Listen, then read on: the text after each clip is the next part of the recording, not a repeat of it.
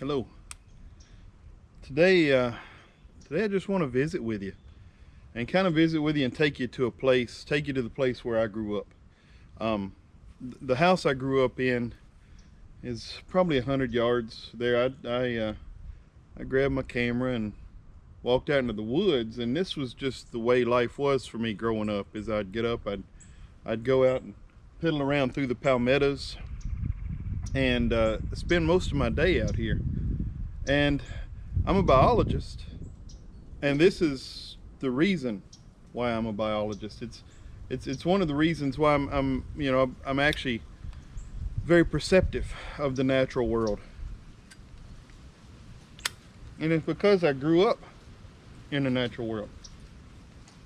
Now, I also have um, a strong interest in literature, particularly literature that deals with the natural world.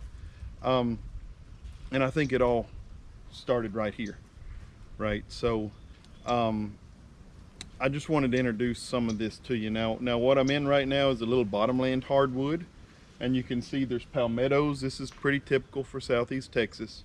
I was able to find a little downed tree here that I can use as a place to set my coffee and all my pipe stuff, and you hear birds everywhere. This was what I would do in the mornings. I would get up and I'd have my breakfast or whatever. This is as a small kid. We're talking 6, 7 years old, and I'd hit the woods.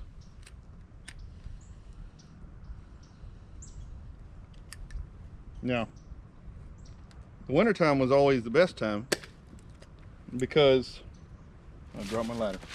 The wintertime was always the best time because we didn't have to worry about snakes. Now, I became a herpetologist, so I would probably right now be very happy to worry about snakes. But mom was able to turn me loose. Now there's little puddles out here and things like that. And growing up, I would sometimes spend hours just looking into a mud puddle or looking into water. And I think a lot of folks would see that as just a standing water, right? But there's water beetles, there's small plants, there's just, this was the way that I communed with the natural world. And this was as spiritual for me as any church could ever be. Now, this isn't available to everybody anymore. In fact, I don't even think this is available around here anymore. It's really hard to just turn your kids loose and let them run. But I was very lucky. And one of the things also I think about growing up and living like this was it let me explore my own thoughts. And I would bring books out and read poetry and do all kind of things that'd probably get a country boy beat up, right? But it was just me. Nobody cared. I'd come out and bring a book and just sit out here and read. This was my cathedral. This was what made me who I am. And I do miss it. I miss these woods. I miss coming back home sometimes. But it's nice to know that I was able to live like this. Now, the other thing I want to talk to y'all a little bit about is heroes. And when I say heroes, I'm not talking about superheroes. I'm not even talking about people you'd see on television. I'm thinking about people you see every day. For me, my father was or he still is, he's a big influence on me. He overcame a lot of adversity to be where he is right now. And he's retired. He fought in the Vietnam War. He built his own one-man business, and now him and mom, they live in this little house over there, and they enjoy life together. My mom is also a great hero because she made sure that we were all taken care of, and mom always leads with love. She doesn't always lead with rationality, but she leads with love. And that's something I've always taken to heart, and I hope my kids understand that. But the other bits of the other heroes that I think of that you see in everyday life are the people that inspire you, right? So there's a few that I grew up around. My uncle was one. My uncle, he's the only person I know that probably ever drank more coffee in a day than I do.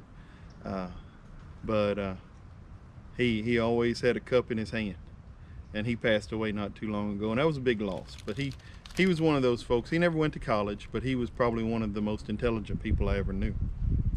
Then when I went to school, I had all kinds of teachers, and I know I hear these kids all the time talking about how, you know, they don't like their teacher and all this. And, you know, we had teachers are people. Some of them weren't as happy as others. But there were a couple in particular that are very instrumental in why I'm where I am right now. One was Miss Addie Walker. And she's the one, I had her as a, I had Addie in, or Miss Walker. Miss Walker taught me in 6th, 7th, and 8th grades. And then when I went to high school, she got moved up to the high school. So I had her all my high school years too. So I had her for 7 years. And she always believed in me. I was good friends with her son, Chucky. And all us boys saw her as an extension of our own parents, right? She made sure that we were on the right track, but she was a scientist, and she saw that in me, and always pushed me to be as good as I can be and to reach my potential. And then I had an agriculture teacher named Walt Sochet, and he gave me a lot of opportunities. You know, I went to college initially as a forestry major, and because of him, I was able to go to these contests and make a name for myself that actually got me a pretty big scholarship. And I, you know, those are the kind of people that are, I got a helicopter going over. But the people that help you along the way, those are heroes, right? They're helping you get to where you want to be. And that's a really, really important thing. And that's something you should be to other people. Right? If you have the ability to help elevate somebody, that's important, okay? Other heroes from my hometown,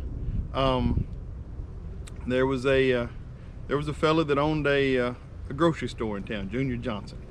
Way back in high school, he was a big, I mean, I'm talking 30s, right? He was a big football hero, but he would meet all of us kids, right? You know, if we came in, my mom was pushing me in the buggy, he'd give me a box of animal crackers and would always acknowledge children as if they were important. And I think that's a big deal as well, right? We need to make sure that children understand that they're a part of the world too when they start being pushed off to the side and start being marginalized. Then that's a problem. I was always made to feel like I was part of the ecosystem, right? And then there was a fella in town named Bill Brett. And you know, when you grow up in a small town, sometimes you feel like you have limits, right? You feel like there's something that holds you back because you're not from a big city or because you don't have a big platform. Well, Bill Brett was an accomplished storyteller and an accomplished author. And I remember thinking that was something big, right? I mean, this guy wrote books, and they were books that I could go to the store and see. And I remember thinking that somebody from my hometown, from right down the road, that I've been to their house, you know, I knew their grandkids, that he could be a published author. And that was a big deal to me because I thought that was something. You know, the library was a big escape for me growing up. I got to go, you know, through things like National Geographic and all of that. I got to travel the world without ever really leaving here. And we watched a lot of PBS. We only got 3 channels because we're stationed, or we're right between Beaumont and Houston. And we'd turn our antenna toward Houston and we could get 1, maybe 2 channels. And we turn it toward Beaumont and we'd get 1 or 2 channels. And PBS was always a big deal, and I watched a lot of public broadcasting, and that was very important to me as well. I got to learn a lot of stuff about you know, things that most kids wouldn't. Like, you know, there was stories about Sherlock Holmes. There was stories about what was going on in different parts of the world, and that you know, helped me expand my my world. So no. All right, here I just kind of wanted to give you an idea of how I grew up and why I'm where I am right now. And you know, me and my family, we all live over in San Antonio now, and it's a 4.5 hour drive to get over here, and I don't make the drive enough, but when I'm here, it's like there's a part of me that's whole.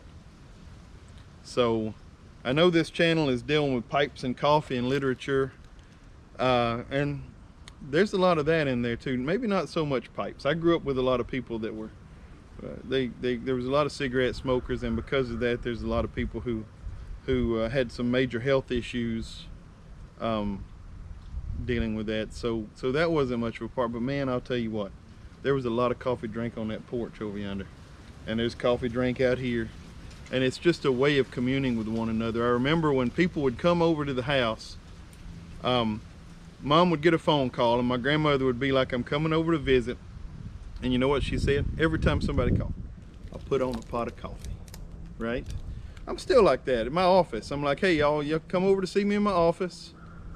I got coffee, right? It's for us, and maybe it's just our culture, but putting on a pot of coffee was always a way of saying, hey, you're welcome to come over, and let's have a good time and visit and enjoy a cup of coffee together, right? And the other thing is, you know, it might seem a little weird, but I would bring books out here in the woods, and I would read. I probably read half of the Lord of the Rings books out here in these woods, and I'd read Mark Twain.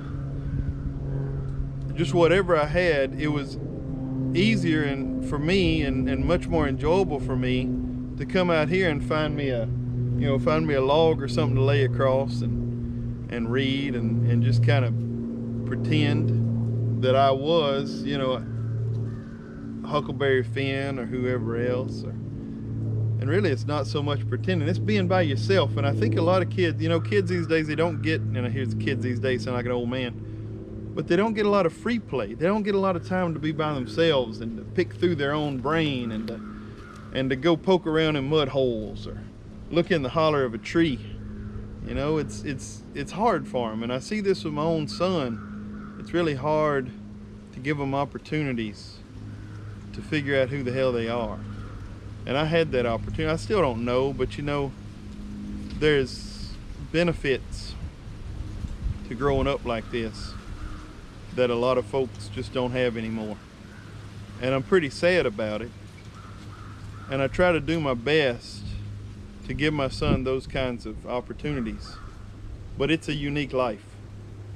And, you know, I was out here whittling sticks and, you know, everything else. And it just, God, this is where I feel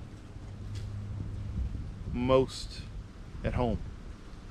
This is where that little boy still lives. I could be, you know, I could be running out there through the palmettos 40 years ago, right? So it's a hell of a thing, everything changing around us. But there's always going to be a little 8-year-old boy running through these bushes. I got him right here. So, with that, this is the way I grew up. This is me. This is my life. And I come out here to get a little glimpse of it every once in a while, and I hope I was able to give you a little glimpse of it too. So y'all give somebody a holler, tell them you got a pot of coffee on, sit out on the porch, and enjoy people.